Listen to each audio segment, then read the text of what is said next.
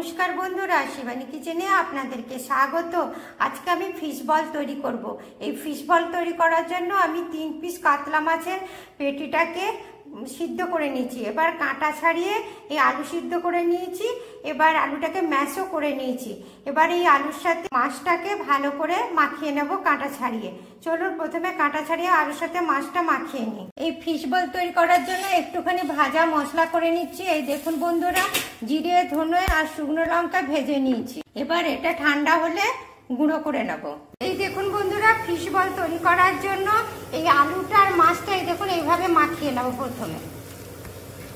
বন্ধুরা এবার এর মধ্যে একটুখানি এই দেখুন হলুদ দিয়ে দিলাম, একটুখানি এই দেখুন লবণ দিলাম, আর এই ভাজা মশলাটা পুরোটা গুঁড়ো করলাম না, হাত ভাঙা গুঁড়ো করে এই দেখুন দিয়ে দিলাম।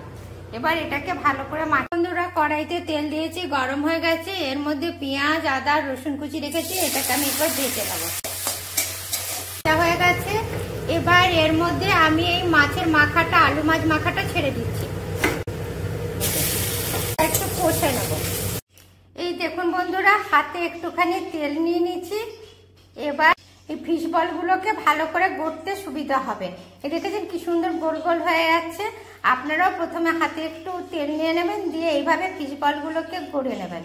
বন্ধুরা কি দারুণ ফিশ বলগুলো হয়ে গেছে।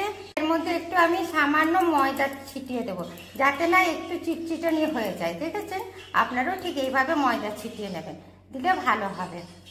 একটা বাটিতে একটা ডিম নিয়েছি, এর মধ্যে একটু লবণ দিয়ে দিলাম। এই দেখুন, এটাকে আমি ফেটিয়ে নেব। দেখুন বন্ধুরা, এবার এই ফিশ বলগুলোকে এই ডিমের গোলার মধ্যে দিয়ে দেব। দেখেছেন, দিয়ে এটাকে আমি এইভাবে তুলে নিলাম, নিয়ে এই দেখুন ব্রেড ক্রাম্পের মধ্যে দিয়ে দিলাম, দিয়ে এটা আবার এই দেখুন এইভাবে কোটেড করে নিলাম। ঠিক আছে, এই দেখুন কোটেড হয়ে গেল।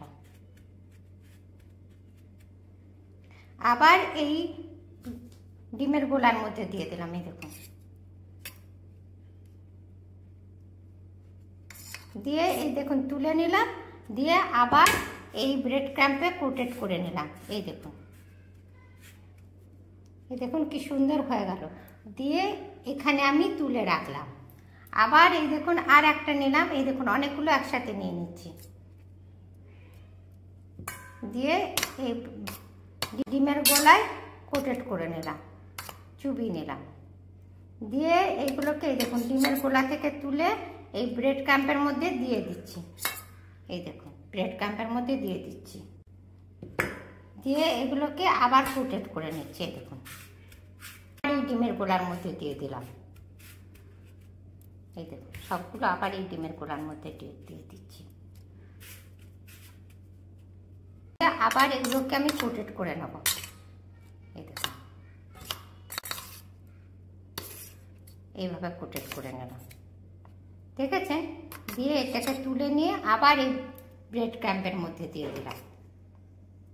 এই দেখুন বন্ধুরা, ফিশ বলগুলো কি সুন্দর তৈরি হয়ে গেছে। চলুন এবার এগুলোকে আমি ভেজে। এখন বন্ধুরা তেলটা গরম হয়ে গেছে। এই তেলটাকে আমি খুব বেশি গরম করব না, বেশি গরম করলে ফিশ বলগুলো পুড়ে যাবে। এবার দেখুন হালকা গরমে আমি এটা ছেড়ে দিচ্ছি। দেখুন বড় বড় ফুলে যাচ্ছে, দেখেছেন। এবার এগুলোকে আমি উল্টে দেবো। এই দেখুন বন্ধুরা, আবার কি সুন্দর ফিশ বলগুলো হয়ে গেছে। এবার এগুলোকে আমি এই দেখুন নামিয়ে। এই দেখুন বন্ধুরা, আমার কি দারুণ ফিশ বলগুলো তৈরি হয়ে গেছে। আপনারাও ঠিক এইভাবে ফিশ বল তৈরি করবেন, দারুণ খেতে লাগবে। আর আমার এই রেসিপিটা আপনাদের যদি পছন্দ হয় তবে লাইক করবেন, কমেন্ট করবেন, শেয়ার করবেন। Thank you.